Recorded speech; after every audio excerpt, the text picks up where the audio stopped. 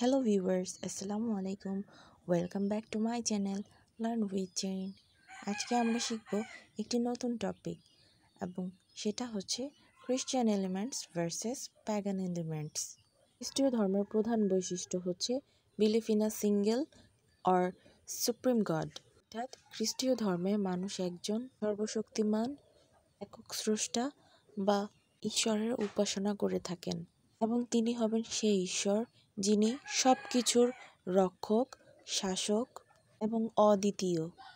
আর তার বিপরীতে pagan elements বা প্যাগান ধর্মে আমরা দেখব সেখানে ঈশ্বর একজন নন, বরং অনেক দেবদেবীর উপাসনা করা হয় এবং প্রকৃতির বিভিন্ন অংশের জন্য আলাদা আলাদা দেবতা থাকে। খ্রিস্টিয়ান এলিমেন্টসের দ্বিতীয় বৈশিষ্ট্য হচ্ছে faith centres on Jesus Christ.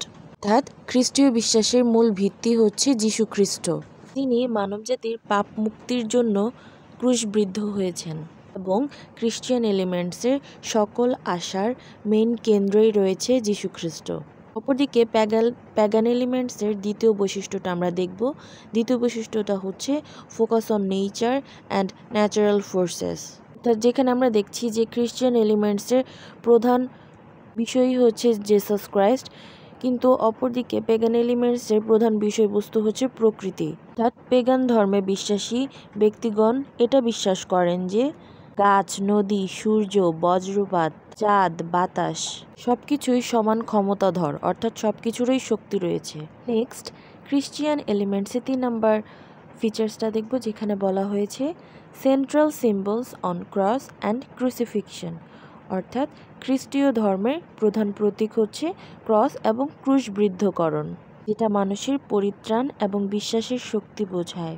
অপরদিকে পেগান এলিমেন্টসের 3 নাম্বার বৈশিষ্ট্যটি হচ্ছে ভেরিয়াস ন্যাচারাল সিম্বলস। অর্থাৎ প্যাগান ধর্মে ক্রস বা ক্রুশ নেই, তাদের প্রতীকগুলো আসে প্রকৃতি থেকে, যেমন গাছ, পাথর, পশু পাখি, ঋতু পরিবর্তনের চিহ্ন, এই সকল প্রতীক ব্যবহার করা হয় প্যাগান এলিমেন্টসে।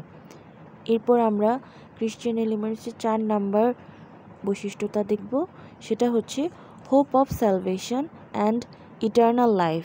এখানে বলা হয়েছে যে খ্রিস্টীয় বিশ্বাস মানুষকে পাপ মুক্তি এবং মৃত্যুর পর স্বর্গে চিরকাল বসবাসের আশা দেয়। অপরদিকে আমরা প্যাগান এলিমেন্টসের 4 নাম্বার বৈশিষ্ট্যটা দেখব, যেখানে বলা হয়েছে ideas of faith and earthly life. অর্থাৎ প্যাগান ধর্মে মানুষ প্রায়ই ভাগ্যের অধীনে বেঁচে থাকে। এখানে কোনো চিরস্থায়ী মুক্তির সম্ভাবনা বা আশা দেওয়া হয়নি, বরং প্যাগান ধর্ম মতে জীবনে নিয়তি আর প্রকৃতির ধর্মই মুখ্য। আমরা সংক্ষেপে বলতে পারি যে খ্রিস্টিয়ান এলিমেন্টসের মূল ধারণাই হচ্ছে একজন ঈশ্বর, যীশু খ্রিস্ট, ক্রস, মুক্তির আশা ব্যক্ত করা হয়, এবং প্যাগান এলিমেন্টসের মূল কথাই হচ্ছে দেবতা, প্রাকৃতিক শক্তি বা প্রকৃতি এবং ভাগ্যের নিয়মে জীবনযাপন করা। আর এটাই হচ্ছে খ্রিস্টিয়ান এলিমেন্টস এবং প্যাগান এলিমেন্টসের মধ্যে পার্থক্য। আশা করছি আপনারা বুঝতে পেরেছেন। If you like this video, don't forget to subscribe, share, like and comment. আল্লাহ হাফেজ।